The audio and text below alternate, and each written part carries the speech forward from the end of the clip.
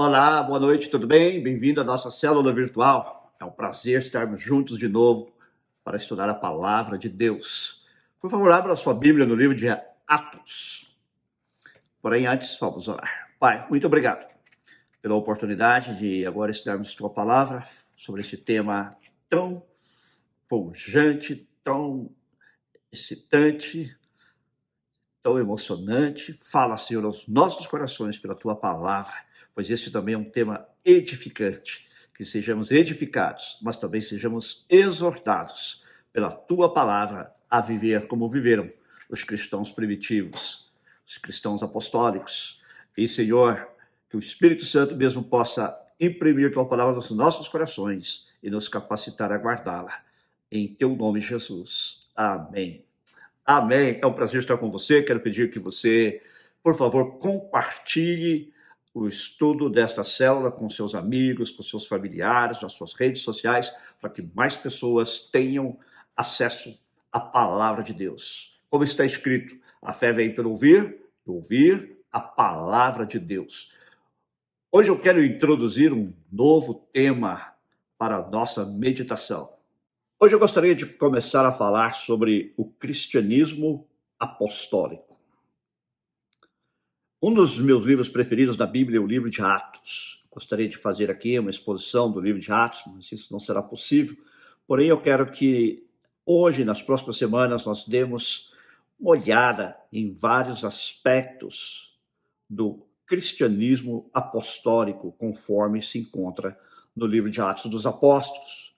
Então, por favor, deixe sua Bíblia aberta em Atos, nós vamos fazer um verdadeiro passeio. Nós vamos ter uma passagem específica, mas nós vamos considerar várias passagens.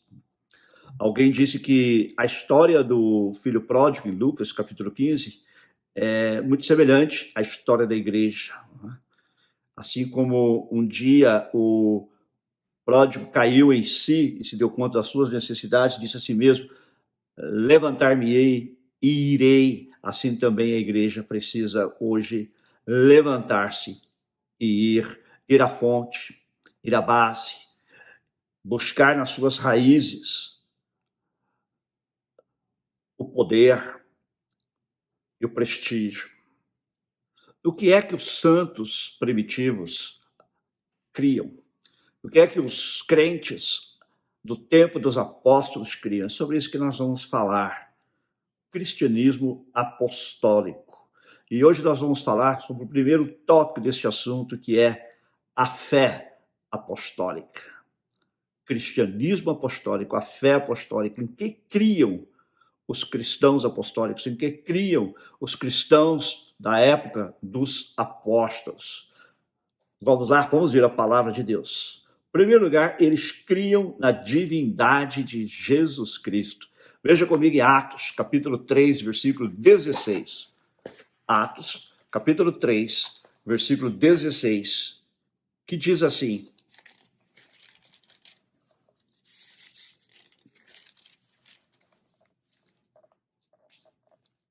pela fé, no nome de Jesus, é que esse mesmo nome fortaleceu a esse homem que vocês estão vendo e bem conhecem. Sim, a fé que vem por meio de Jesus deu a este homem saúde perfeita na presença de todos vocês. Aqui é o apóstolo Pedro pregando no templo após a cura de um coxo em Jerusalém.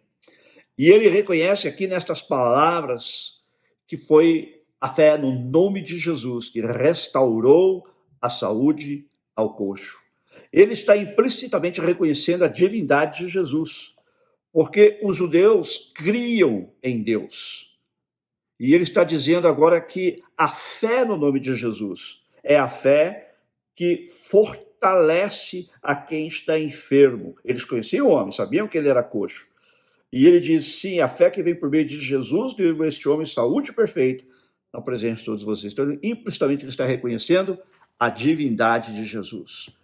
Os apóstolos criam, e os crentes primitivos, que eu estou aqui chamando de crentes apostólicos, criam na divindade de Jesus Cristo, que Jesus é Deus. Jesus não é apenas o Filho de Deus, mas ele é Deus. Conforme diz o apóstolo João, em João, capítulo 1, versículo 1, no princípio era o verbo, e o verbo estava com Deus, e o verbo era Deus. Jesus é Deus eterno, igual ao Pai em eternidade, igual ao Pai em poder, igual ao Pai em todos os aspectos. Ele não é o Pai, mas ele é igual ao Pai. Segundo lugar, os crentes apostólicos criam na obra expiatória de Cristo. Eles criam na obra expiatória de Cristo. Vejamos, Atos 20, 28. Cuidem de vocês mesmos e de todo o rebanho no qual o Espírito Santo os colocou como bispos, para pastorearem a igreja de Deus, a qual ele comprou com o seu próprio sangue. Sabemos que quem derramou sangue foi Jesus. Então, mais uma vez aqui, mostra que eles criam que Jesus é Deus, criam na divindade de Jesus. Mas o aspecto que Paulo está realçando aqui é o da morte expiatória de Jesus Cristo. O que significa isso? Significa que Jesus Cristo morreu para expiar os nossos pecados. Ele morreu para perdoar os nossos pecados. Você não pode apagar seus próprios pecados. Você não pode expiar seus próprios pecados com boas obras, com boas intenções, com o que quer que seja. A expiação foi feita na cruz por Jesus Cristo. Aqui diz que ele comprou a igreja para si com seu próprio sangue. A Bíblia diz que a expiação, perdão dos pecados, é feita com derramamento de sangue. É preciso que seja derramado sangue. E aqui Paulo diz claramente isso, que o sangue que Jesus verteu foi o sangue que expiou os nossos pecados. E foi por meio do preço pago por Jesus Cristo que nós somos inseridos na família de Deus, que é a igreja. Em terceiro lugar, eles criam na palavra de Deus. Veja, Atos 27, 25. Pouco mais adiante, Atos 27, 25. Aqui é Paulo de novo falando, ele diz assim, está a bordo de um navio e estão enfrentando uma tempestade, e Paulo diz assim, portanto, senhores, tenham coragem, pois eu confio em Deus que tudo vai acontecer conforme me foi dito. O navio estava a ponto de sossobrar, mas Paulo recebeu uma palavra do Senhor de que eles todos sobreviveriam. Houve um naufrágio. O navio foi totalmente destroçado, porém Paulo e todos os que estavam a bordo sobreviveram. Por quê? Porque Paulo tinha recebido uma palavra do Senhor e ele cria na palavra do Senhor. Os crentes primitivos, eles criam na palavra de Deus. Os apóstolos, eles criam na literalidade da palavra de Deus. Que o que está escrito na Bíblia é a palavra de Deus. Que o que está escrito na Bíblia é a verdade. E eles viviam em função desta fé. Você crê que tudo que está na Bíblia é a palavra de Deus? Algumas pessoas, infelizmente, alguns teólogos até dizem que a Bíblia contém a palavra de Deus, mas não é a palavra de Deus. A pergunta, então, neste caso é, o que é a palavra de Deus e o que é apenas expressão humana na Bíblia? Estes teólogos, então, teriam que saber exatamente o que está na Bíblia, que é a palavra de Deus, e o que não é. E, se você perguntar a eles, cada um tem uma ideia diferente. Eu prefiro ficar com aquilo que a Bíblia diz, que ela é a palavra de Deus. Jesus, quando orava ao Pai pelos seus discípulos, ele disse, santifica-os na verdade. A tua palavra é a verdade. Assim criam os apóstolos, e assim devemos crer nós também. Quarto lugar, eles criam no Evangelho de Cristo. Veja comigo no capítulo 8, versículo 5. Atos 8, 5.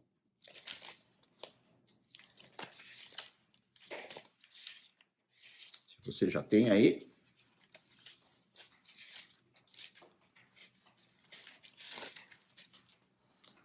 Que diz assim, Filipe foi à cidade de Samaria e anunciava Cristo ao povo dali. Os apóstolos, eles não pregavam qualquer coisa, eles pregavam Cristo, o Evangelho de Cristo. Quando Filipe, que era um dos associados dos apóstolos, ele mesmo não era apóstolo, mas ele era um crente apostólico, foi a Samaria, o que ele anunciou ali? Ele anunciou Cristo. Ele anunciou o evangelho. Ele anunciou que só em Jesus Cristo há salvação. Não há salvação em nenhum outro. Não há salvação nas nossas boas obras. Não há salvação em nenhuma religião. Não há salvação em nenhuma igreja. A salvação é apenas e tão somente em Jesus Cristo. E é isso que nós devemos pregar. É isso que muitas vezes está ausente dos nossos púlpitos hoje. Há muita gente pregando assuntos periféricos, coisas periféricas da Bíblia e não pregando o cerne, que é o Evangelho de Cristo, o Evangelho da salvação de Cristo. A Bíblia diz que a fé vem pelo ouvir e ouvir a palavra de Deus. É preciso que preguemos a palavra de Deus, é preciso que preguemos as doutrinas centrais do Evangelho de Jesus. Em quinto lugar, eles criam no nome de Cristo. Está lá em Atos 3,16, que já lemos, em que o apóstolo Pedro diz que foi a fé no nome de Jesus que curou o coxo, curou o paralítico. Eles criam no nome de Jesus. Você crê no poder do nome de Jesus? Jesus disse assim: toda autoridade me foi dada, nos céus e na terra. Ele tem toda a autoridade, ele tem todo o poder nos céus e na terra. E foi com esta autoridade que ele nos mandou ir por todo o mundo e fazer discípulos de todas as nações. Jesus não tem limitações. Jesus não é apenas mais um fundador de religião. Jesus é o Senhor. Ele é o Senhor da igreja. Ele é o Senhor da história. Ele é o Senhor da minha vida. Jesus Cristo é o Senhor da sua vida. Você crê no poder do nome de Jesus? Este nome tem poder. Este nome derrota as forças da maldade. Este nome derrota as forças do inferno. Este nome cura os enfermos, conforme nós vemos aqui no caso do coxo. Este nome ressuscita mortos. Este nome salva. Este nome liberta. Eles criam no nome de Jesus. E nós também. Qualquer religião você pode praticar sem crer no seu fundador. Você pode ser, por exemplo, um muçulmano, e você não precisa crer necessariamente em Maomé, porque Maomé, da religião muçulmana, não salva, ele é apenas o profeta de Deus. Você pode ser um budista e nem mesmo crer que Buda existiu historicamente. Isso não é relevante para o budismo. Mas no cristianismo é diferente. O cristianismo é Cristo. Não há cristianismo verdadeiro, cristianismo bíblico, sem Cristo. Jesus é o centro da nossa fé. Nele convergem todas as coisas. Ele é o Senhor absoluto da história. A Bíblia diz que chegará o dia em que todo joelho se dobrará diante dele e confessará que Jesus Cristo é Senhor. Você já confessa Jesus Cristo como seu Senhor? Naquele dia muitos vão confessar Jesus não porque creem nele, mas porque serão forçados a reconhecer quem Jesus é. Mas o que ele espera de nós hoje é que nós creiamos nele e façamos dele o nosso Senhor, o nosso Salvador. Você já tem Jesus Cristo como seu único Senhor e Salvador? Se não, faça nesta noite, entregue sua vida a Jesus Cristo. Muito bem. Sexto lugar, eles criam na presença de Cristo. Vamos ver Atos 18, versículos 9 e 10. Volte um pouquinho atrás.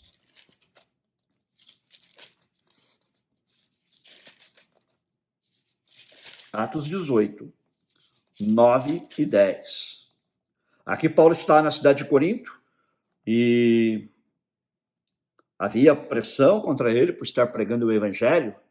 E o Senhor aparece a ele. Diz assim: certa noite Paulo teve uma visão em que o Senhor lhe disse: não tenha medo. Pelo contrário, fale e não se cale, porque eu estou com você. E ninguém ousará lhe fazer mal, pois tenho muito povo nesta cidade. Jesus está dizendo a Paulo que a presença dele era com Paulo, a presença dele estava com Paulo. Ele diz: olha, as pessoas estão perseguindo você, estão pondo pressão em você por pregar o evangelho. Não se preocupe, eu estou com você. É aquela promessa que Jesus também fez a nós: eu estou com vocês todos os dias, até a consumação do século, ou seja, até o fim do mundo, até o fim desta era. Jesus está conosco. A presença dele é real. Você pode confiar nele em todos os momentos. Em outra ocasião, Paulo e Silas foram atirados numa prisão, e lá na prisão, à meia-noite, eles cantavam hinos de louvores. Por quê?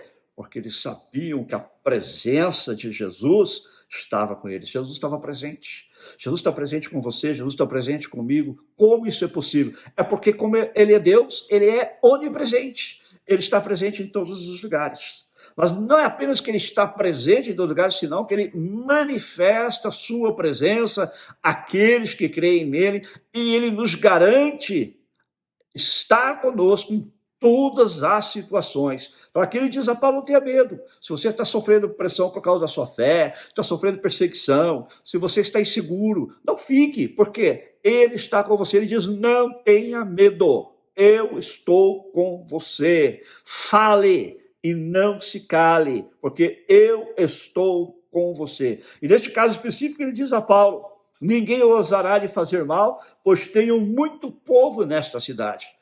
Jesus mandou Paulo ali pelo Espírito Santo para que muitas pessoas fossem salvas. Quem sabe Deus colocou você no lugar em que você está para que também muitas pessoas sejam salvas. Ah, mas eu não sou um pregador, eu não sou um pastor, eu não sou isso, eu não sou aquilo. Não, você só é uma testemunha de Jesus e isto basta. Jesus mesmo disse: vocês serão minhas testemunhas. Testemunha é aquele que fala do que viu, do que ouviu e do que sentiu. Fale do que Jesus fez em sua vida. Compartilhe com as pessoas o que Jesus Cristo fez e está fazendo em sua vida. É isso que embute a fé nas pessoas. O Espírito Santo trabalha e as leva à salvação. Ah, mas eu já estou cansado de falar de Jesus, eu já estou cansado de evangelizar tal pessoa, de testemunhar para tal pessoa, para a minha família. Não se canse. Estou cansado de orar pela minha família, pelos meus colegas, pelos meus amigos. Não se canse, porque quem faz a obra é o Senhor. Faça a sua parte e lembre-se que a presença de Jesus está com você. E, número 7, eles criam no poder do Espírito Santo. O Espírito Santo estava com eles, e eles criam no poder do Espírito Santo. O poder do Espírito Santo era a força motivadora dos crentes apostólicos. O Espírito Santo não é uma força como algumas seitas ensinam. Não, o Espírito Santo é uma pessoa. Assim como o Pai é uma pessoa, Jesus é uma pessoa, o Espírito Santo também é uma pessoa. Mas o Espírito Santo é o Deus, ou a pessoa da divindade que opera em nós o poder para sermos testemunhas de Jesus e para fazermos aquilo que Deus nos chamou para fazer e para ser nesta terra. Atos 1:8, em que Jesus diz aos seus discípulos antes de partir para o céu: vejamos, mas vocês receberão poder ao descer sobre vocês o Espírito Santo, e serão minhas testemunhas, tanto em Jerusalém, como em toda a Judéia e Samaria e até os confins da terra. A princípio, os discípulos tiveram um pouco de dificuldade em entender isso. Eles receberam este poder, conforme está em Atos, capítulo 2, mas eles entenderam que esse poder era para eles ficarem lá em Jerusalém, anunciando o evangelho. Muita gente estava se convertendo naquela cidade, eles achavam que ali estava muito bom, a igreja crescendo, não é? Mas Deus disse: não é isso que eu quero. Jesus já disse: vocês serão minhas testemunhas, tanto em Judéia, como em Samaria, e até os confins da terra. E Deus permitiu uma perseguição para que eles se espalhassem e levassem a palavra por todo o mundo. E eles criam que esse poder não era só para eles. Veja em Atos, capítulo 2, versículos 38 e 39. O apóstolo Pedro, aqui pregando no dia de Pentecostes, ele diz: arrependam-se e cada um de vocês seja batizado em nome de Jesus Cristo para a remissão dos seus pecados, e vocês receberão o dom do Espírito Santo. Quando você se arrepende de seus pecados e você recebe a Jesus Cristo como seu Senhor e Salvador, você recebe o Espírito Santo. Mas ele diz assim: porque a promessa é para vocês e para seus filhos, para todos que ainda estão longe, isto é, para todos aqueles que o Senhor nosso Deus chamar. O Espírito Santo é para todos nós, para todas as gerações. E igualmente o poder do Espírito Santo. Talvez o que nos falte hoje é o poder do Espírito Santo. Em muitos casos, a igreja falha, os crentes falham em testemunhar de Jesus porque lhes falta o poder do Espírito Santo. Esse é um poder que está à nossa disposição, mas que nós precisamos buscar. Jesus diz aos discípulos, antes de subir aos céus, vocês receberão a promessa do meu Pai, que é o Espírito Santo e o poder do Espírito Santo, mas permaneçam na cidade de Jerusalém, e até que do alto vocês sejam revestidos de poder. E ali eles ficaram durante 10 dias, orando, buscando a Deus, até que o poder do Espírito Santo veio sobre eles. Busque o poder do Espírito Santo, você também. Seja revestido do poder do Espírito Santo para que você seja uma testemunha eficaz de Jesus, para que você dê testemunho poderoso de Jesus e do Evangelho, da salvação em Cristo.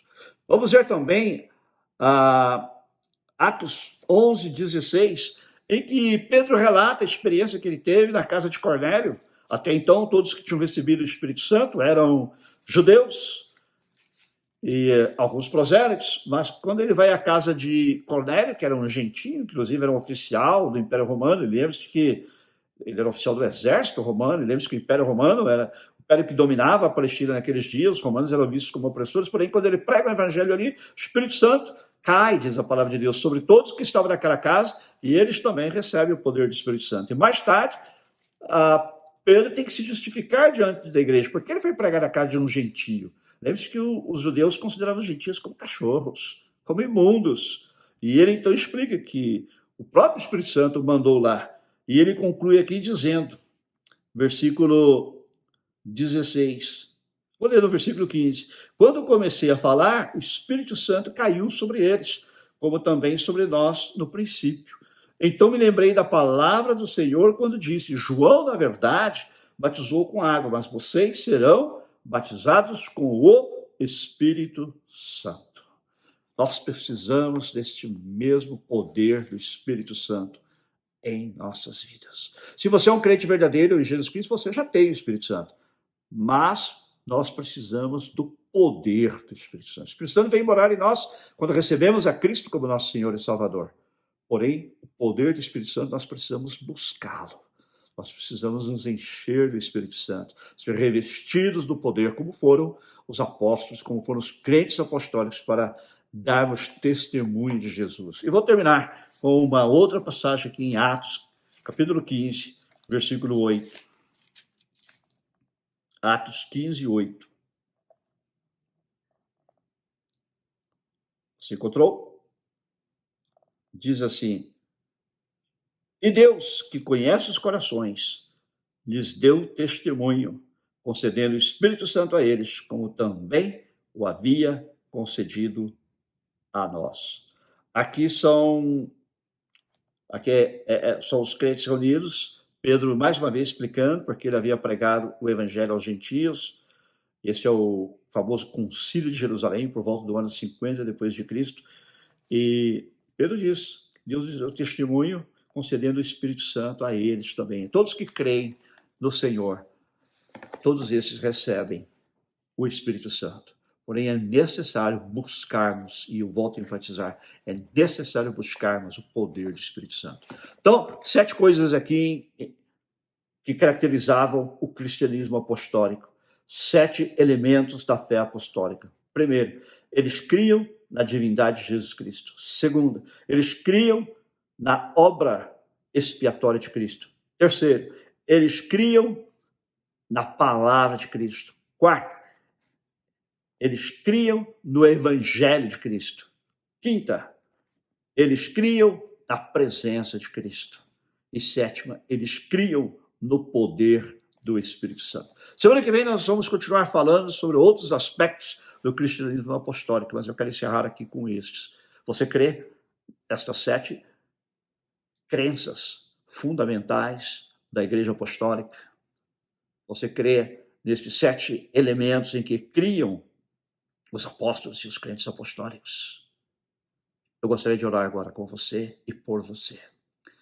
Senhor, muito obrigado pela tua palavra, que nos mostra claramente por que o cristianismo primitivo foi tão bem sucedido, de onde emanava o poder dos apóstolos e dos crentes primitivos, porque eles criam na tua palavra, eles criam da divindade de Cristo, eles criam na autoridade do nome de Jesus, eles criam na presença de Cristo, eles criam no Evangelho de Cristo e eles criam no poder do Espírito Santo. Senhor, perdoa-nos os nossos pecados, perdoa-nos por não crermos muitas vezes, ou por nem sequer pensarmos na importância destes elementos da nossa fé.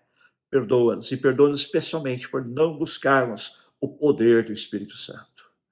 Ó Deus, que nós não tenhamos apenas um assentimento intelectual com a nossa mente, mas possamos crer de todo o coração e buscar o poder do Espírito Santo nas nossas vidas, como fizeram aqueles discípulos primitivos, os primeiros discípulos de Jesus, para que nós também possamos impactar o mundo ao nosso redor, para que nós também possamos impactar vidas ao nosso redor com o Evangelho de Cristo.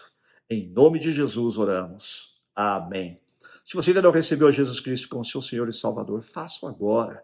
Convide Jesus para entrar na sua vida, no seu coração. Repita comigo esta breve oração. Diga: Senhor Jesus, eu creio na tua morte expiatória. Eu creio que tu morreste para perdoar os meus pecados.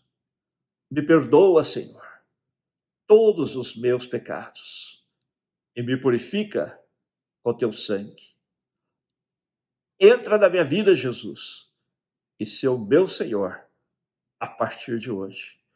E reveste-me com o poder do Espírito Santo, para que eu também possa ser tua testemunha e te servir. Em teu nome. Amém.